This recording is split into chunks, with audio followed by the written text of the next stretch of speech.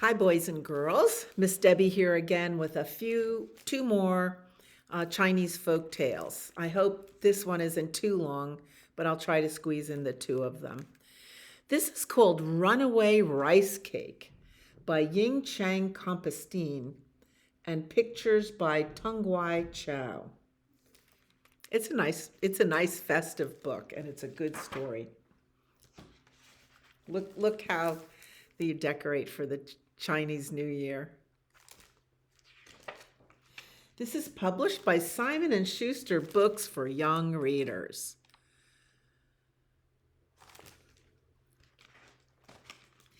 It all happened one Chinese New Year's Eve. The Chang family was preparing for the celebration. Mama Chang lit the incense as Papa Chang and their three sons, Ming, Kong, and Da, gathered around. Mama handed the incense to Ming, the eldest boy, and he offered it to the picture of the kitchen god. Da, the youngest, smeared honey on the kitchen god's lips, so he would say good things about the Changs to the Emperor of Heaven. Ask him for a big feast, Da. I am so hungry, said Kong, the middle boy. No, said Da, you shouldn't ask for things from the Emperor of Heaven. He decides who will be rewarded. Kong shrugged and then helped Papa light the picture so it would fly up to heaven. And here they are gathered at the altar. And there's Da painting honey on the lips of the picture of the kitchen god. Maybe that's a ritual that you do for your Chinese New Year's Eve. Next, it was time to make the Nian Gao, the New Year's rice cake. Mama opened the flour jar. We only have enough rice flour to make one Nian Gao this year, she said, sadly. Last fall's drought had made food scarce for the Changs and their neighbors. Well, I'm sure it will be your sweetest one yet, said Da. I can't wait. The whole family pitched in to cook the rice cake. While it steamed, they took turns peeking to see if it was done. The smell makes me so hungry, said Kong. I wish we could have a big feast before we eat the Nian Gao. Me too, agreed Ming. Ay yo, exclaimed Papa. We're all hungry, but this Nian Gao is all we have. Let's enjoy it, said Mama. Perhaps it will bring us better luck for the new year. And here they all gathered. And Papa is holding the steamer basket. Do you like Chinese food? I love it. But I never had a rice cake, I don't think. I'm going to have to do that. Finally, Mama took the rice cake out of the steamer.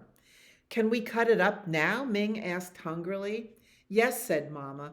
But as she reached for a knife, something incredible happened. The rice cake came alive. It cried, "Ay-yo, don't think so," and popped out of the pan. It rolled past the stunned Chang family out of the kitchen and out of their tiny home. By the way, so a New Year's Eve rice cake is called the Nian Gao. Any other time of year, it's just called rice cake. The Changs ran outside shouting, "Stop, you Nian Gao!" It rolled past the chicks in the courtyard. They tried to peck at it, but the runaway rice cake was too fast. It cried, "Ay-yo, away chicks go." It skidded by a pig, which tried to bite it, but the runaway rice cake was too fast. It cried, "Ay-yo, pig's too slow." That's funny, isn't it? It spun through the village market. A woman tried to grab it, but the runaway rice cake was too fast. It cried, "Ay-yo, away I go." It tumbled over to the village docks.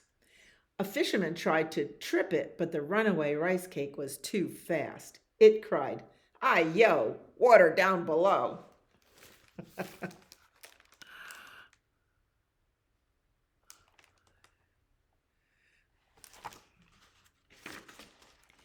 The Changs chased the Nyan Gao through the village, shouting all the way. It jumped past some lion dancers. They tried to step on it, but the runaway rice cake was too fast. It cried, "Ay, yo, watch your toes." Ming tried to get the Nyan Gao. Kong tried to pin it with his chopsticks, but the runaway rice cake was too fast. It spun up a steep side street, crying, "Ay, yo, up I go." And there's the lion dancers.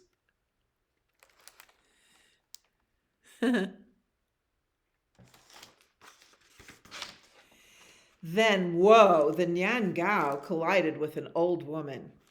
Mama Chang quickly scooped the rice cake into her dish. Da held it down with his little hands. The Nyan Gao cried, "Ay, yo, let me go." Da said, "Chase you so to let you go? No, no, no." "Are you all right, grandmother?" asked Mama Chang. "Ay, yo, I think so," said the old woman. "What happened? Something bumped into me." "It was our Nyan Gao," said Da. "It jumped out of the pan and rolled out of our house." "Ay, yo, is that so?" said the old woman.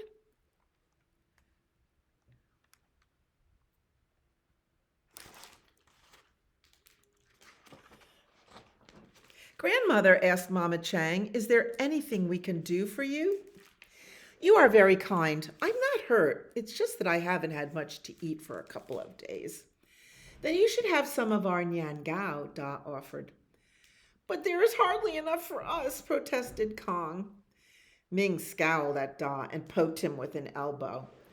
Mama looked at Papa and he nodded. "Let us do as Da says. We'll share the Nyan Gao." On hearing this, the rice cake stopped trying to escape.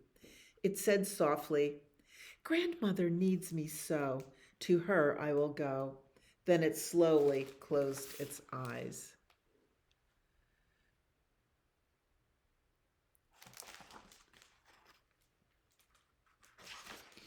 The old woman trembled as Mama Chang put the dish in her lap. Da carefully let go of the rice cake. The woman took a tiny nibble.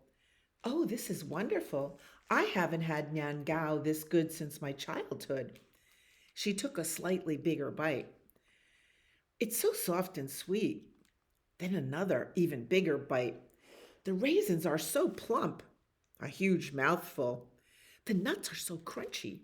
And another, "Thank you for sharing it with me." And before long, the old woman had gobbled up the whole rice cake. Oops. After the old woman finished, she stood up and handed the empty dish to Mama Chang. Realizing what she had done, she turned bright red and bowed her head. "I am so sorry. I ate all of your Nyan Gao. It was so delicious I couldn't help myself. Thank you all." Ming groaned. Kong moaned. "You are very welcome," Papa Chang said as she disappeared into the night. "I hope she feels better now," said Da. "She may feel better, but what about me?" said Kong. "Now we have nothing to eat," cried Ming. "Let's go home," said Mama. "I'll cook some rice." But she knew perfectly well that the rice jar was nearly empty.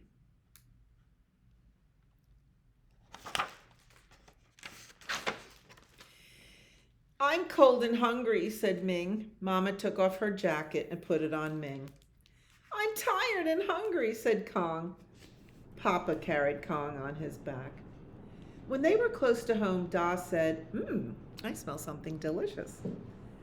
The woman from the vegetable market was waiting outside their house. "I heard what happened with your Nyan Gao. With the bad crops last year, we don't have much either. Here are baked buns." "Thank you." The Changs bowed to her.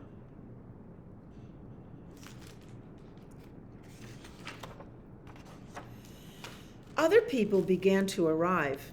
"We all heard about what happened. Here are a few dumplings."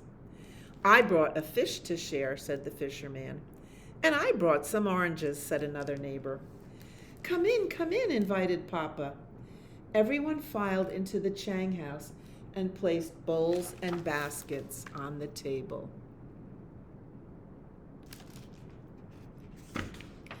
Papa bowed to his neighbors. Your generosity has touched our hearts. Please join us for the New Year's celebration. Oh, no, no, no, said the fisherman. We brought this food for your family. Please enjoy it. Papa and Mama gestured to the boys. You children should eat first, said Mama. Ming looked at his tired, starving brothers and then at the small bowls on the table. Well, I'm really not that hungry. Kong and Da can have my share. Kong looked at skinny little Da and the generous neighbors. I'm not that hungry either. Da can have my share. Thank you, brothers, said Da, but I'm sure there's enough for... And when he lifted the cover off a bowl, something incredible happened.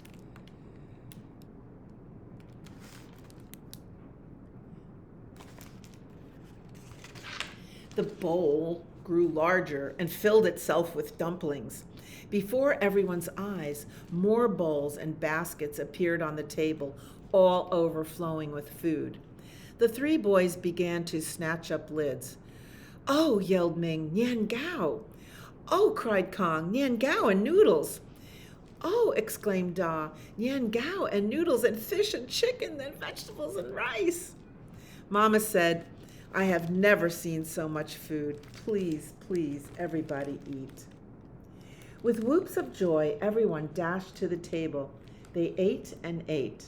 They ate until they thought they were going to explode like firecrackers, and then they ate a little bit more.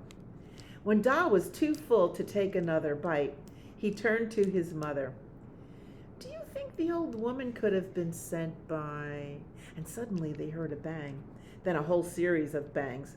It's coming from the courtyard, cried Papa.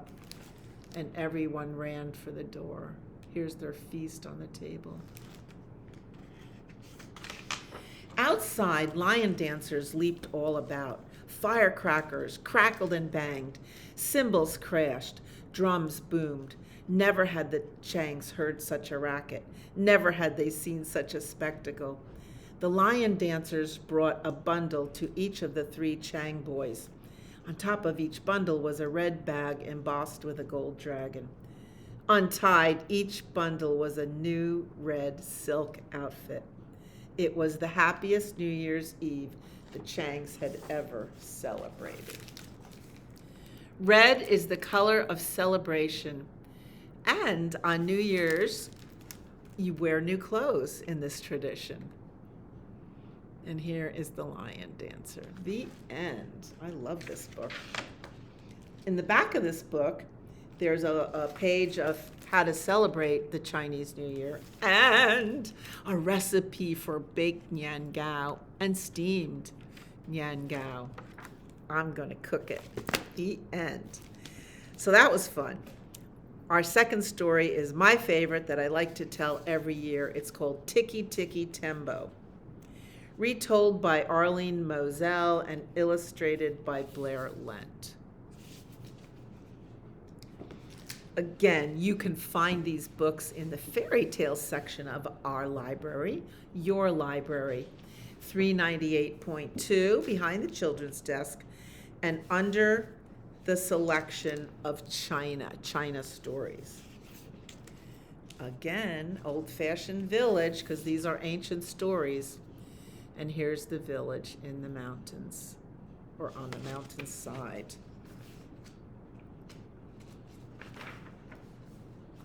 This is published by Henry Holt and Company, New York.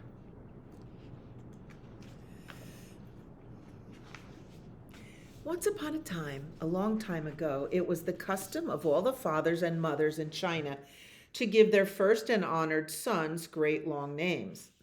But second sons were given hardly any name at all.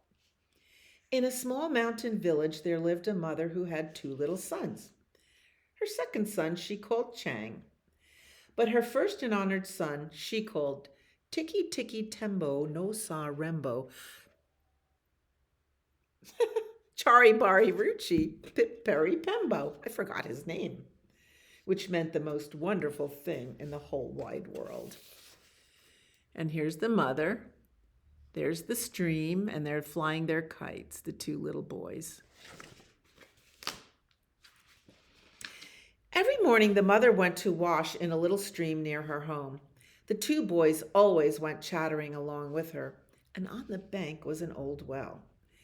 "Don't go near the well," warned the mother, "or you will surely fall in."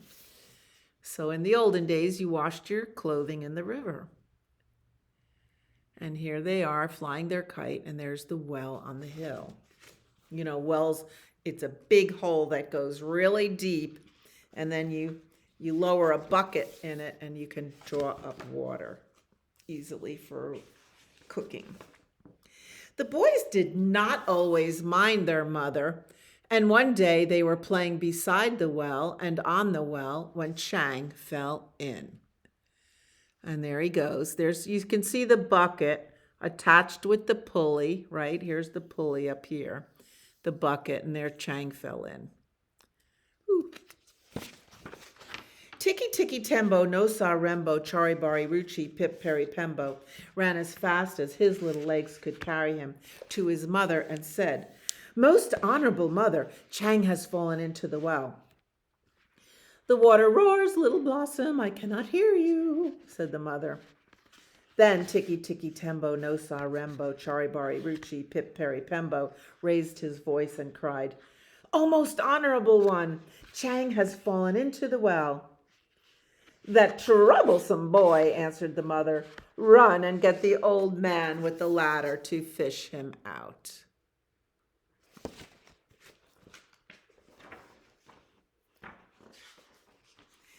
Then Tikki Tikki Tembo no sa rembo chari bari ruchi pip peri pembo ran as fast as his little legs could carry him to the old man with the ladder and said, "Old man with the ladder, Chang has fallen into the well. Will you come and fish him out?" "So," said the old man with the ladder, "Chang has fallen into the well. He sits under the tree and smells flowers." That's what old men do. And he ran as fast as his old legs could carry him. Step over step, step over step, he went into the well, picked up little Chang, and step over step, step over step, brought him out of the well.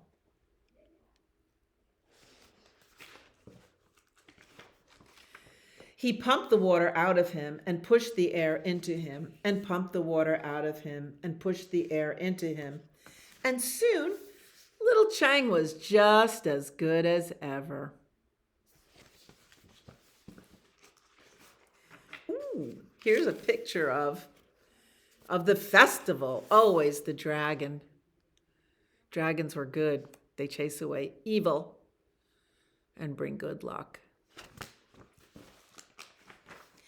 Now, for several months, the boys did not go near the well, but after the festival of the 8th moon, they ran to the well to eat their rice cakes.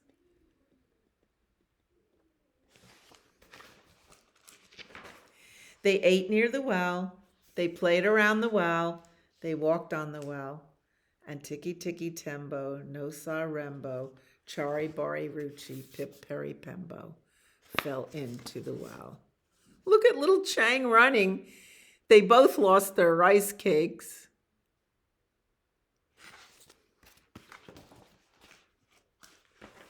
Chang ran as fast as his little legs could carry him to his mother and said, "Oh, most honorable mother, Tikki Tikki Tembo no sa rembo chari bari ruchi pip peri pembo has fallen into the well." "The water roars, little one, I cannot hear you." So little Chang took a deep breath. "Oh, mother, most honorable," he panted. "Tikki Tikki Tembo no sa rembo chari bari ruchi pip peri pembo has fallen into the well." "Tiresome child, what are you trying to say?" "Honorable mother, chari bari, rembo, Tikki Tikki," he gasped. "Pip pip." has fallen into the well. Unfortunate son, surely the evil spirits have bewitched your tongue. Speak your brother's name with reverence. Poor little Chang was all out of breath from saying that great long name, and he didn't think he could say it one more time. But then he thought of his brother at the bottom of the cold well. There he is. Ooh. Chang bowed his little head clear to the sand and took a deep breath and slowly, very slowly said, Most honorable mother, Tikki Tikki Tembo, no sa rembo, chari bari ruchi pip peri pembo, is at the bottom of the well. Oh, not my first and honored son, heir of all I possess. Run quickly and tell the old man with the ladder that your brother has fallen into the well. And here's little Chang taking his breath. Poor little Chang. So Chang ran as fast as his little legs would carry him to the old man with the ladder. Under a tree, the old man with the ladder sat bowed and silent. Old man, shouted Chang, come right away. Tikki Tikki Tembo, no sa rembo, chari bari ruchi, pip peri pembo, has fallen into the stone well. And there's little Chang on the bridge, calling up to the old man who's sleeping under a tree. But there was no answer. Puzzled, he waited, and then with his very last bit of breath, he shouted, Old man with the ladder, Tikki Tikki Tembo, no sa rembo, chari bari ruchi pip peri pembo is at the bottom of the well. Miserable child, you disturbed my dream. I had floated into a purple mist and found my youth again. There were glittering gateways and jeweled blossoms. If I close my eyes, perhaps I will again return. Chang has woken him out of his beautiful dream. Poor little Chang was frightened. How could he say that great long name again? Please, old man with the ladder, please help my brother out of the cold well. So, said the old man with the ladder, your mother's precious pearl has fallen into the well. Look at little Chang trying to take the ladder. And here's a picture. So you can see the tree where the old man sits. And here they are going down the hill, across the bridge, through the village. And there's the mother looking into the well. That's a little scary. Never play near a well. The old man with the ladder hurried as fast as his old legs could carry him. Step over step, step over step, he went into the well, and step over step, step over step, out of the well with the little boy in his arms. Then he pumped the water out of him and pushed the air into him, and pumped the water out of him and pushed the air into him.